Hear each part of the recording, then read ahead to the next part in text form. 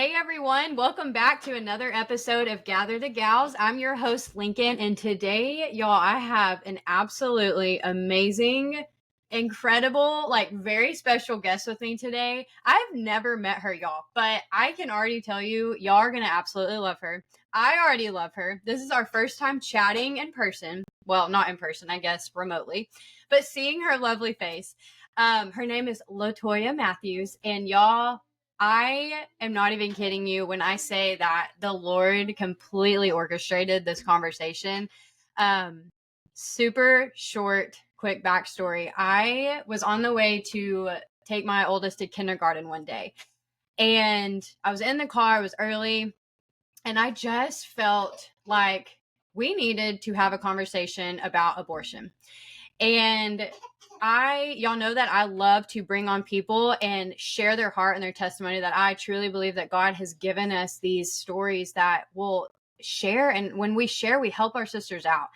And there's just not a lot on that topic that people are wanting to talk about or be open about. And there's a lot of aggression about it. There's a lot of controversy about it. And I simply prayed, Jesus, bring somebody to me that has gone through this, that would like to speak through it or something. And it was almost a prayer that I'm like, this feels impossible. Like, I was to the point where I wanted to just get on Facebook and be like, hey, like, if you have had this, if you know somebody, like, please reach out. I would love to host you on the show. I literally prayed that prayer. By the time I took my kid to school and back home, I had a message in my inbox, and it literally was like, hey, like, I am just wanting to reach out to you. Here's my story. And it was literally like, all I saw was abortion. And I was like, oh my gosh. Like, Lord, you are so good. I immediately just started crying, y'all. Like, I'm not even kidding you. I was full of tears. I didn't even tell anybody that this happened. I got on my Instagram and I searched her name and I was like, oh, I hope I can find you. And I hope this is the right. And I was just like, and I mean, it's on her social media, y'all. So I sure did. I sent her a voice text and I'm like, I am in tears. Like, I just prayed this prayer 20 minutes ago and here you are. Like, it is just amazing to me how God works. And so I am just so, so happy to have you on the show, Latoya. I cannot wait to just hear your heart. So please take it away. Tell us about yourself, your story, your testimony, anything that you want to share that may just help another sister out. Yeah, well, I'm so glad, Lincoln. Like, the Lord really orchestrated, because I kid you not, I was on Apple Podcasts looking for podcasts that I could email and reach out to share my story, especially Christian believers, faith-based podcasts that I could reach out to. That I would be able to share my story with. And I came across yours and I was like, well, let me go to the website and see, if it aligns. And when I saw, that you were a mother, I was like, I'm going to email, because I have a 17-year-old daughter, and life after abortion with having a child, was extremely hard. So I reached out, and when you responded, I was like, oh my God, it's meant to be. Because I was praying, I said, Lord, lead me to the podcast that I need to reach out to. So it is definitely God ordained, and it is an honor to be here and to finally meet you face to face. And so, as Lincoln mentioned, my name is Latoya Mathews. On my Instagram is the Latoya Mathews, and I'm originally from Mississippi, born and raised a country girl at heart, but now I live in Georgia. I just celebrated in November. I celebrated 18 years of marriage. So I've been with my husband 18 years, and he was actually the one that took me to the abortion appointment. And so to be together, still together, most people say that we're, one in a million, like we're a miracle couple, because most people don't survive that, or a relationship doesn't normally survive something like that. So we've been together for going on 22 years, and Wow, married for that's incredible. 18. And we live in Georgia, and so it's just been amazing. I love being in Georgia. I'm a Georgia peach now, and so everything started back in 2003. At the age of 18, when I had the abortion. And you will catch me pausing because I'm working on my language instead of saying my abortion, saying the abortion, because it's not something that I have to take ownership of. It's an experience that has happened in my life. I'm embracing the language of, being God's daughter and understanding that this did not define who I am. It's just a part of the experience in my life and the testimony that I get to share. So if you hear me pause, just know I'm Mhm.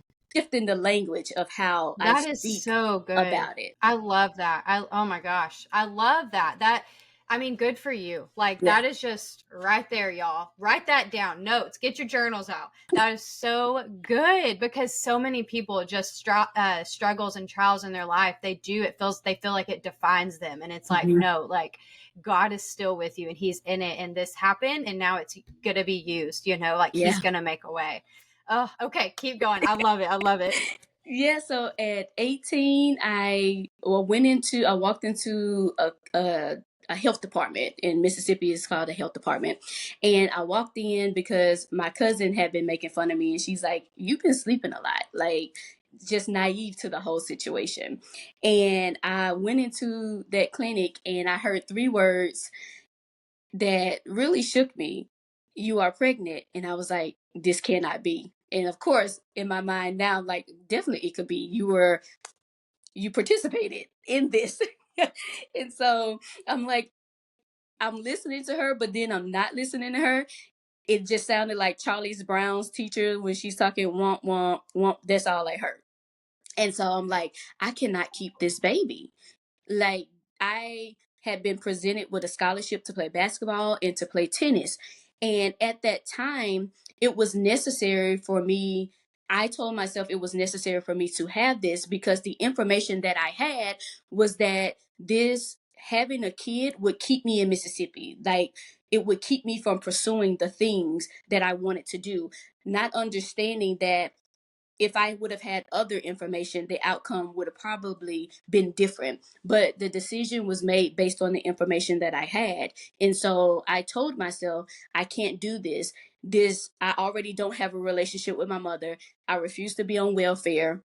And no offense to anyone who's on welfare. That was just the mindset of an 18-year-old who is, fight or flight. Like, what are we about to do right now? And I Yeah, remember yeah. walking into that clinic and I was holding my head down, taking that walk of shame, hoping that nobody saw me. Nobody knew me, but I didn't want anyone, to see me. And so I walked in that clinic and I didn't even look around. I didn't look around to see the women's faces. I just remember filling out that paperwork. And even before then, I talk about this in my book, Unveil Freedom. One of the things I remember doing was when I found out that I was pregnant, I remember standing in the yard under this big, big tree, and I began to punch myself in my stomach, thinking that I could make myself lose this baby. Like, in my mind, it was, what if you could just punch hard enough? And sometimes we have to be careful with the thoughts that we have towards people when it comes to things like this, because you never know what you would do when you're in a situation like that. And again, I'm a teen. I don't know. My mind is not comprehending what is happening. But I just remember punching myself and just thinking that if I could just do it hard enough, this would be the outcome. But that didn't happen. And so I went to the clinic and filling out the paperwork. And again, trigger warning to anyone who has ever had an abortion, I would encourage you to stop right here if you don't want to go any further, because it can be triggering, if you haven't had the healing. And they took me to the back, and I remember laying on the table, and I didn't know they had pills, so mine was the suction, the vacuum. And I just remember hearing the vacuum and life being sucked out of me as I laid on that table, and I closed my eyes. And I remember opening my eyes and just seeing the jars on the shelves and just thinking, my baby's about to be in that jar. And I remember going to the recovery room, and it seemed like forever being in the recovery room, but I know that it was only a short period of time. And after that, I got in the truck with my boyfriend and we went school shopping. We didn't say anything to each other. It was very awkward and silent. And we went school shopping because I was getting ready to go to college. But when I got back to my aunt's house, I remember going to the back room, sitting on that queen bed, and just bursting into tears and said, Lord, what did I just do? And my boyfriend at the time must have been feeling the weight as well, because he came back to pick me up, and we got in the truck and we rode to this isolated place, and I just got in his lap and I just sobbed. I just started crying because I'm like, I couldn't forgive myself. And so every day for those 10 years, that's like 5 million minutes. I did the math. How many minutes is it for 10 years? It's like 5 million minutes that I would pray every day and say, Lord, forgive me for what I had done. That was my only prayer. That was the only thing that I knew to pray. And in 2006, I graduated from college and I moved to Georgia. And it wasn't until I started writing my book, that I remembered I had just gotten baptized and in May, and I had I had the abortion in July. I had just gotten baptized, and I'm pretty sure that's where the weight of all of that also came from, but I didn't know that at the time. But I moved to Georgia in May of 2006. And when I moved, the first thing my grandmother said was, now don't go to Georgia and get pregnant. And what happened? I moved to Georgia and I got pregnant. Happy birthday to my husband, because that's when it happened. Happy birthday to him. But I knew that I wasn't going through that torment and that hell any longer. Like, I had to put my big girl undies on and say, you know what? We're going to have this baby, because I refuse to go through that again. And so and actually my husband told me that I was pregnant at the time. So took 2 pregnancy tests later, and here we are. And I was at work, and my friend, I was in the back in the break room talking to my friend, and I broke down crying to her. And I said, how can I take care of one when I've given up another?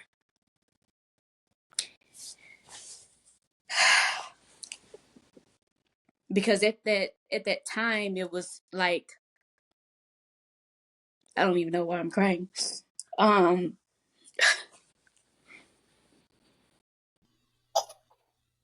No, you're good.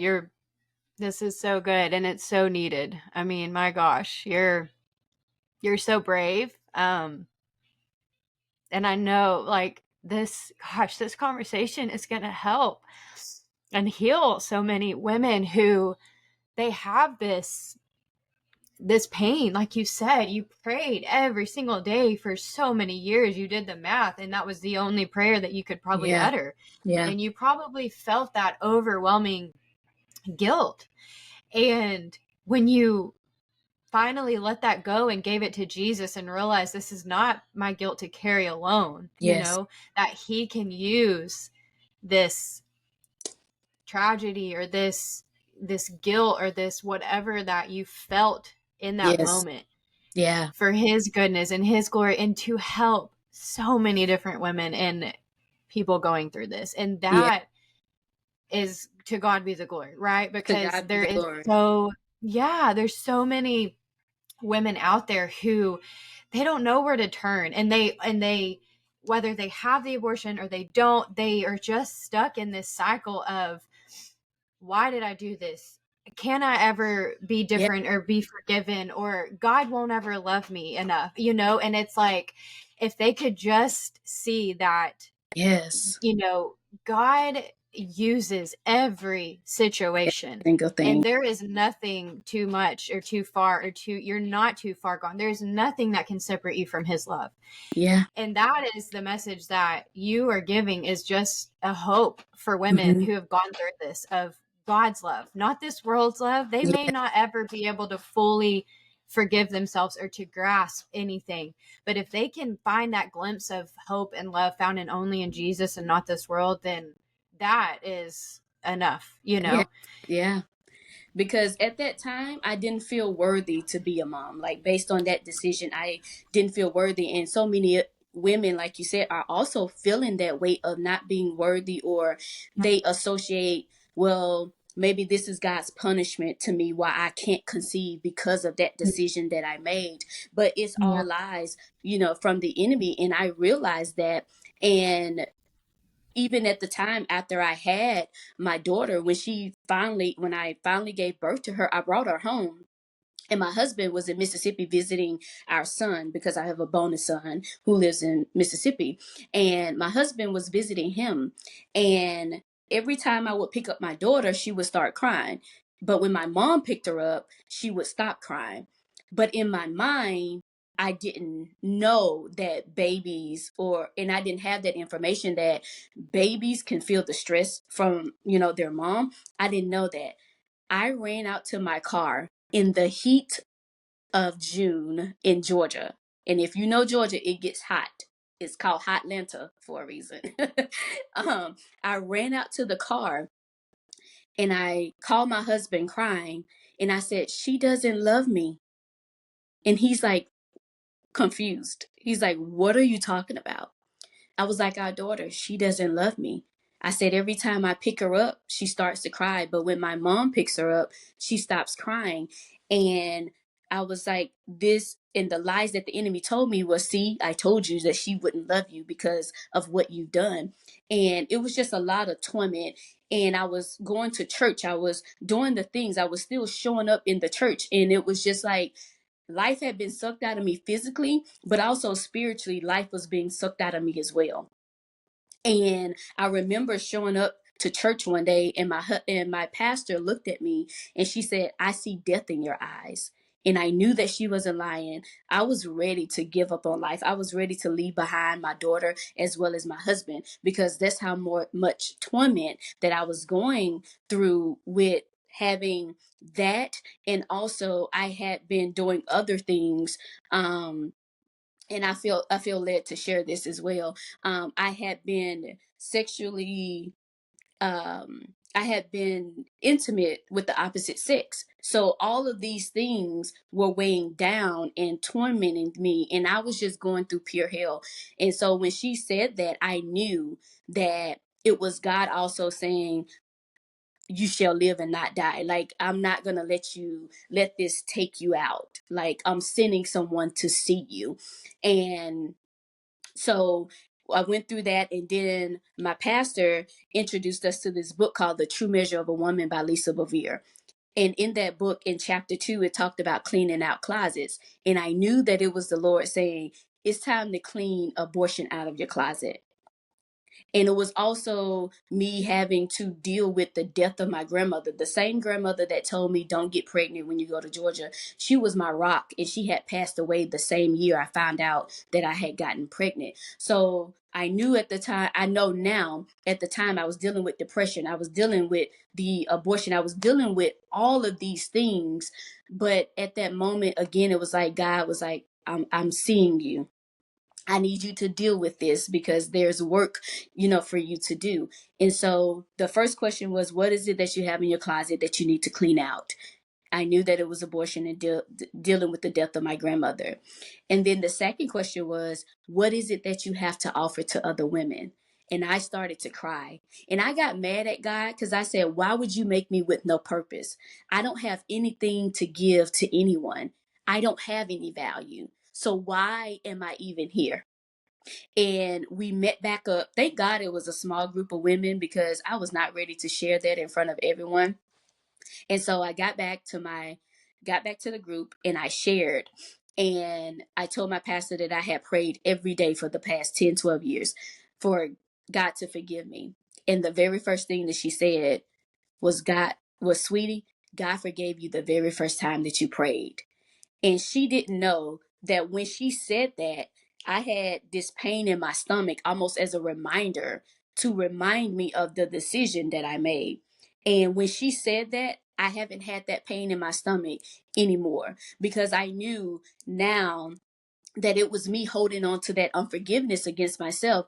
And she didn't know that God had sent her as an angel in the flesh to say, Latoya, I'm giving you a gift. And so many times we have gifts that God has given us, but we choose to leave them unopened. And I needed to open that gift that day, and not only to open it but receive what was on the inside. Because when you get a bad gift, you don't receive it, you just place it back in the box underneath the tree or wherever you give it. But God has given us a good gift, and I chose to receive the gift and accept the gift into my life. And it took some work to get there, but I'm thankful that I received it. And then in 2018, God began to speak and say, it's time to tell your story.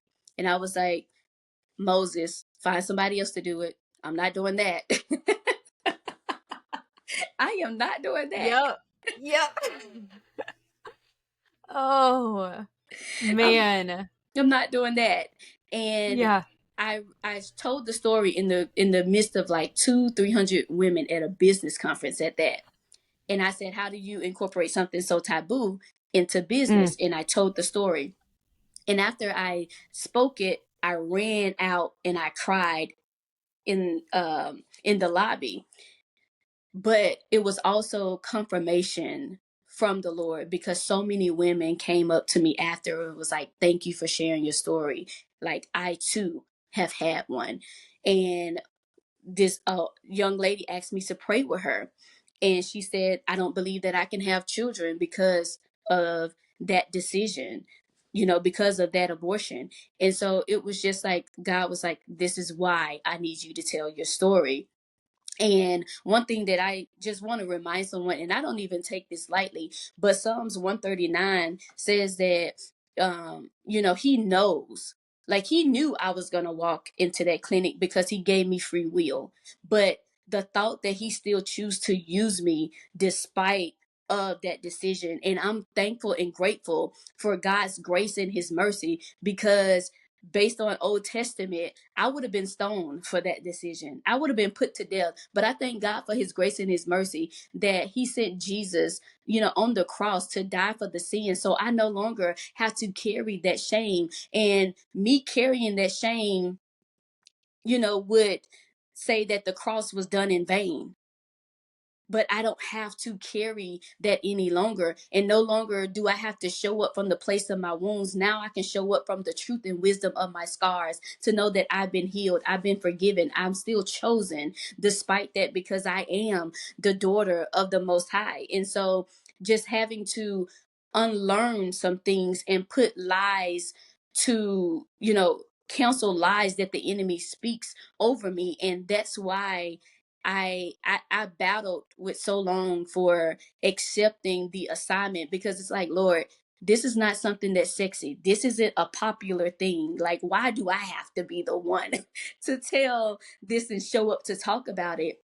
And I'm reminded of each and every person that comes and says, thank you. Like, I've looked at YouTube videos, but I can see that they're still dealing with the shame and the regret and the guilt of this. But when I see you, I see freedom, I see joy, and that's what I want.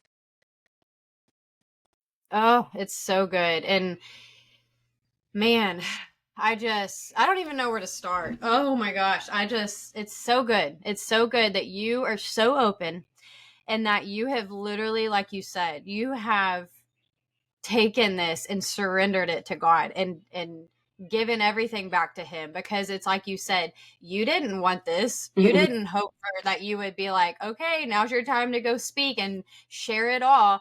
And you're like, no, like, I don't want to do that. I don't want people to think differently of me, to judge me, to do all this stuff. But it's like, God, if I can use my story and help one sister out, then that's enough, right? Mm-hmm.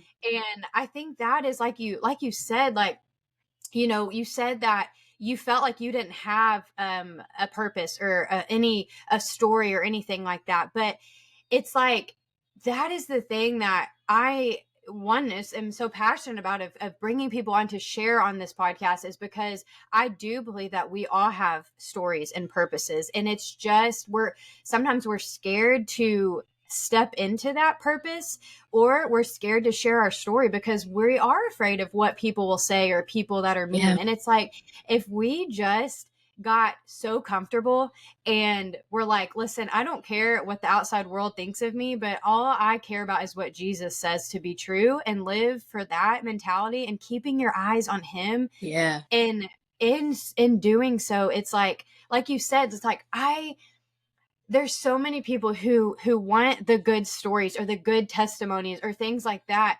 But it's like, you have no idea what your story, simple or small, huge, big, whatever, it's gonna help somebody out. And it's not your job to save them. It's your Yep. job to share Jesus and to live like Jesus, right? Yeah. And he's gonna do the rest. It's to plant the seed and to understand, like, people have put so many rules and labels in Christianity, and it's like, God, he did not want that, right? Like, he Yeah. called us to do, yeah, there's things that we need to do to be holy and to serve and to use our gifts and do these things, but he called us to love, right? Like, Yes. above all, to love.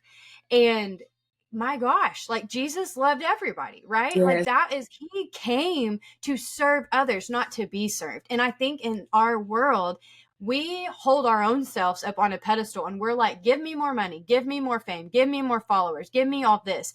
And then we're like, why am I still so empty? Why do I still want more? But it's like, man, if we just took it a step back and was like, Jesus, you are the source of all hope and all peace and all love.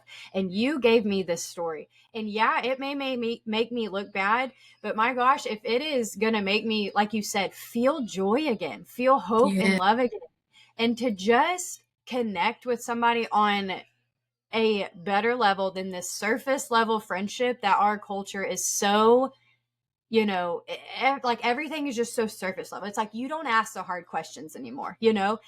and that is what Jesus wants. And like, that is, one of the reasons that I started this, is because I would go to Bible studies in my church, or with friends or whatever. And it's like, no, we left not knowing a single person's name. We didn't get to share what was on our heart or our prayer requests or things. And it's like, no, sister, like, I want you to come together with me in my living room and be like, okay, what is on your heart? Like, like you said, let's clean out the Yeah. closets, right? Like, Yeah. that is what is gonna let you get surrendered. Because until you do that, that 1 or 2% that you're holding on to, that you haven't told anybody about, the enemy has power over you. And until Yes. you Yes. surrender that and let that go, you're like, I've told everybody my things. Like, you want to think bad of me? That's fine. Like, I only care what Jesus says, right? Like, it's fine. Move on, find new friends. I said, if you want me to tell this story, then you're going to have to cover me. I said, because you said Yes. that you will not put your people to shame. And if I'm yours, Yes. then when I tell this story, you will not put me to shame. And I had to Yep. do just like what happened with the 2 fish, 5 loaves, Uh-huh. 2 fish. Yes. Yes, I Girl. had to do exactly what Jesus did. I took my Yeah. story and I said, Lord, here's my story. Bless it, Yeah. break it, Yeah. bless it. And I, give it, to him, just like you said. Mhm. And I have to remember that I'm like, I know where I stand. When I Yeah. meet with women, I'm pro you. What does your soul Yeah. need? What does your Yes. soul need? Because people are showing up in what's supposed to be safe places and being condemned to hell. I don't need you to Yep. put me in hell. I've already put myself there. Yes. I need compassion. I need love. I Right. need, Yeah. the things that where I can take the steps and then I can walk and get that revelation of what it means when God says, don't shed innocent blood. Like, help me to Yeah. get to that place. So I'm just learning how to really embrace what God's word, says, because I know I've struggled in relationships. I've struggled with certain Yeah. things of because of the abortion, the Yeah. lies that says you have to do this or overcompensate, overextend yourself so that people won't know about what you've done. But the most powerful thing that I found is sharing this truth, because every time I share, more chains, the chains of the enemy, the chains of shame, guilt, and regret are broken, because Yes. shame only grows when you're silent, but you Yeah. find strength in overcoming shame when you speak. And we have to be Yeah. in the safe places to where we can speak about it. And Yeah. I put in my book that shame is the acronym for silent, hurtful, and misleading emotions, because Mm, that's what it is. It misleads you, having you to think that if I don't say this, then I'm good, or no one would understand, like people mm, would judge me. But the thing about shame is shame creates secrets, secrets create stress, and stress creates sickness. A lot of mhm. things that we're dealing with in our bodies are because we're holding on to that toxic thing of shame. And Yeah.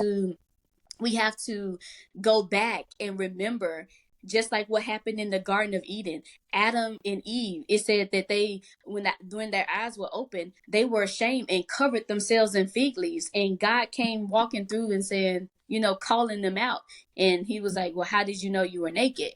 And we have to Yeah. get back to that place of being unashamed and Yeah. embracing the nakedness of our truths, embracing the nakedness of these stories, the real and the raw of it. Because right now, what we're doing is covering ourselves with those fig leaves, and those fig leaves could be, um they could be the marriage, it could be the accolades, the accomplishments, the false things that cover you so that no one will know what you did. Yes. Oh my gosh. I completely agree with you. And the shame of that, like you said, it weighs on you so heavily that it starts to create and sickness and all this other stuff in your body, and then you dump it out on other people too, Mm-hmm. right? And another thing too, you mentioned this a while back, but you said like you were in your group, and that's another thing about being in a group, like you said, a safe place where you can share everything, because oftentimes we learn more about ourselves when we are in a good, godly Christian community group, right? Mm-hmm. Like that is what brings out different characters, different qualities, our story, our purpose, things like that, that we may be either scared to share. We may not know we're good at, or Yeah. things like that. But if you do find yourself, for anybody listening out there, in a group that you aren't comfortable sharing, you may have felt judged or things like that, it's maybe time to find a different group, because I have been there. There have been toxic relationships and things like that, in my life or whatever, that I have had to separate myself from. And it's all about finding the people who have truly just surrendered everything to God and said, God, like, you obviously, he knows everything about you, in your heart, in your story, in your life, everything you've done. So if, when you finally understand, like, okay, God's already, he sees me, he knows my heart, let me just go ahead and just brain dump on everything and just tell him everything, exactly how I'm feeling. Like you said, you were mad at God. Mm-hmm. That's okay, he can handle that, right? Yeah. That is something that I've heard from girls and women, and think it's like, I'm scared to talk to him because I've done this, or I'm scared that he's mad at me, or maybe, like you said, I am mad at him. There's been times where I've been frustrated, or I'll straight up be like, God, I don't understand this makes me mad, right? And he knows that, right? Like, Yeah. he can handle that, he can handle the hard questions. And so just don't be afraid to just be open and talk to God, and just let him know how you're feeling, what is on your heart, what is on your mind, and just say, like, God, like, where do you want me to use my story, right? Like, Yeah. it's so needed to not only help yourself get free and break those chains, but to help others. And like, that is that is what he wants us to do with the gifts and the stories, is to help others. And I love this community. It's like I tell people, I have been a pediatric nurse for 10 years. Like, I have never saw this in my bingo card, like, at all. Like, I was like, speaking, podcasting, like, absolutely not, right? And the Lord had put it on my heart for quite a bit of time, and I was just like, no, no, absolutely not. And finally, after having my daughter, I was like, okay, I think now's the time to do it. And it kind of just happened. And it's been so good, so fun. It's gotten me out of my comfort zone. Yeah. It's helped me to open up and to share. And yeah, there's been times where I'm like, I'm done, I'm closing the laptop, and it's my husband, my biggest cheerleader, love him to death. He's like, nope, you're opening it back up. You're going to keep going, and it's like the next day, it's like I have an email or I have a DM or something, and they're like, that episode, thank you for that episode. Or, it's like those little things that God, he keeps saying, keep going. Yep. Like, it doesn't matter like who's watching you, how many people are following you, or how many people you're helping. Like, keep going, because there may be somebody down the road who needs your heart or your message or your bravery to stand up. Like, your story may save somebody's life. Like, that is the thing that I heard this a while back, that you may get to heaven one day and you may be like, somebody may come up and be like, I'm here because of you. And you had no idea, No idea. Mommy. No idea. It's so good. Your whole story, your heart. I mean, my gosh, like, amen. And the is. other thing too is, I encourage people, if you've had one, tell your children. I told my daughter at 12, when she was 12, and I know we like to protect our children, but they're getting more in the schools. They're getting more in school than, they are. And I told my daughter what I had done, and her response was, well, thank you for choosing me. Like, you never know what and it was like more water to my weary soul that I didn't think that I needed to hear. And even talking to my husband, he asked me one day, and it just took me in a full-blown hyperventilating, balled up like a baby. And he said, have you ever thought that one day when you get to heaven, there's going to be this kid that runs to you and say, hey, mommy? And it just took me into this place. And I just started crying. I said, because I never thought about that. When I asked God for forgiveness and repented and, did the things that I needed to do, I'm like, that never even crossed my mind that I would encounter this child in heaven. And even writing my book, I had to grieve some things. I grieved the thought of not knowing the sex of my baby. I grieved not, knowing some of these things. But on the other side, I'm grateful for some of the things. Like, I'm grateful that I didn't have the nightmares. I'm grateful that I didn't have those times where I couldn't stand the sound of a baby crying. I'm grateful because there are women who have literally lost their minds and died from things like this. And so to be here to tell this testimony and to share God's story that he is still writing is a testament in itself, because there were times when I thought that I was going to lose my mind, but God kept his promise when he said, you shall live and not die. He kept his promise when he said that you are forgiven. And even when you're forgiven, you're still chosen. He kept his promise to say you are still an heir. You still have the promises of God. Even when you thought abortion had aborted the promises are still yes and amen. Like, these promises still belong to you. Abortion isn't the author of the story. God is still the author. He's still writing it. And this is just a chapter in my book. And so, to the woman who thinks that abortion has caused you to lose some things, that is just a lie of the devil, because the Bible says that God can redeem the time. Whatever you thought you lost, God can redeem it. Whatever you thought you missed out on, God can redeem it. And the promises are still yes and amen. You still have purpose. You still have a destiny. You still have an assignment and call on your life. Yeah, you do. And it's so easy to get wrapped up in the worldly views of everything, and to pick fights and to judge and to do all this stuff. But it's like, if you can just keep your eyes on Jesus in that absolute hurt where you are laying on your back and you have no idea which way to go or who to turn to or whatever, if you don't have anybody in your life that you can turn to, I hope you know that the creator of the universe is right there, and he is waiting for you, sister, to Yes. just come to him and to give it to him every single day. If you can just pick your feet up and get out of bed and continue just saying Jesus, that's all you have to say. Like, he knows, right? Like, he Yeah. knows your heart. He's going to walk with you through it. He's going to get you through it. He's going to bring people in your life that are going to help you walk through it. Yes. And I always say, even if you didn't have a physical abortion, you've had things Yeah. in your life that have tried to abort your destiny, whether it be addiction, the eating disorder, the divorce, the, whatever, drugs, alcohol, whatever the case may be. You may not have a Yeah. physical one, but you've had things in your life that have tried to abort you from getting where God wanted you to Yeah. be.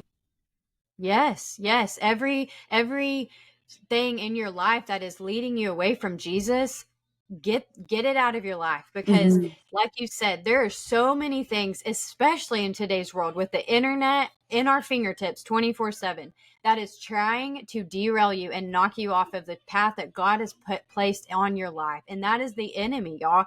And he is going to do whatever he can to keep you away from Jesus, to keep you in a relationship and growing with Jesus. And he Yes. will use this guilt and this shame to continue to play tricks in your mind and to get you in your mind and keep saying that I'm not worthy, I'm not good enough, I'm not chosen, why me, why not her, why this? And you play this comparison game that it's just awful, right? Yeah. And when you are okay, when you're just like, okay, this is my story, I'm gonna own it, Hmm. I'm gonna let God use it, and you just keep going day after day after day, you are gonna find that joy again. And it's Yeah. gonna only be found in Jesus, right? Like, it's this world is gonna continue to leave you empty, but there is such a hope and a promise in Jesus. And it's not in all of these, like I said a while back, these rules and these, Hmm. lies and these stigmas and things like that people try to place on it.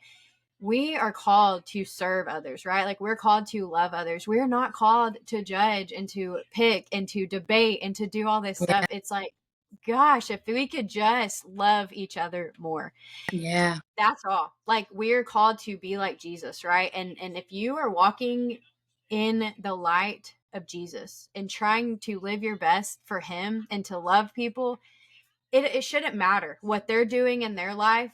Their story, it shouldn't matter, right? Like, you just focus on keeping your eyes on Jesus and not this world that changes every single day. Like, he's the same today and forever.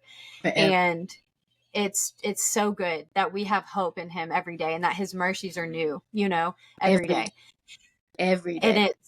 it's freeing, it's freeing that we don't have to just feel so, like you said, guilty and ashamed of our past, right? Like, Hmm. that we can just place those bags at his feet and just say, God, you've already covered this. Like, you already know, you've already written my story, my book, my Yeah. chapter. Like, that's last chapter. Like, now we're on today's chapter, and then there's gonna be more to come, right? Like, Yeah.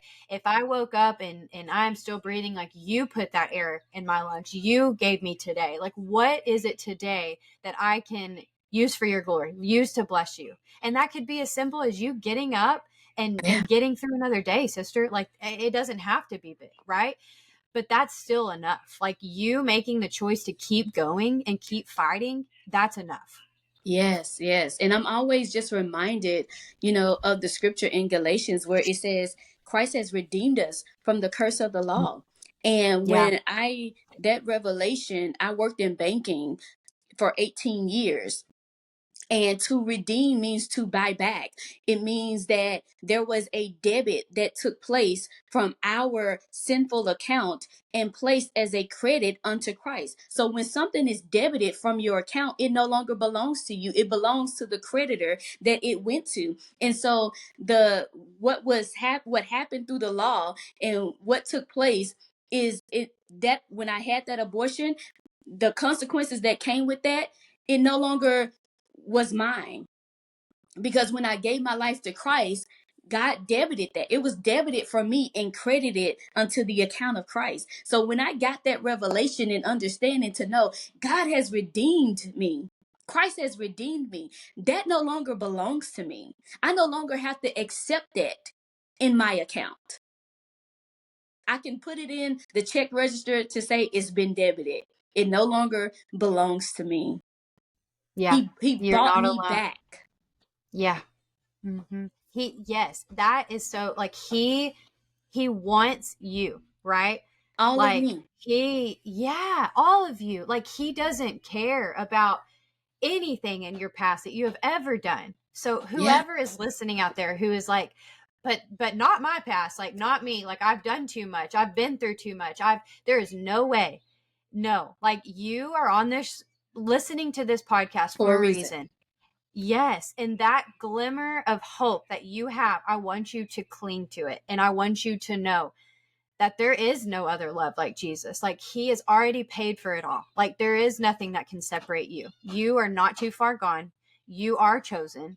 You do have a purpose. Your story has a purpose and has meaning. And you have the choice right now to take that and to run with it, or to continue in this awful feeling of guilt and shame that the enemy has a hold on you. But Yeah. you can also lay it down today and give it to Jesus and pick it up every morning and just say, God, I'm putting one foot in front of the other, and I'm going to keep saying your name. That's all I have to say. Like, you know my heart and you know where I'm going. And that is where I'm putting my trust and hope in today, is you. And that's it. You don't have to know what Yeah. tomorrow holds or anything, right? Like, he does. That's the beauty.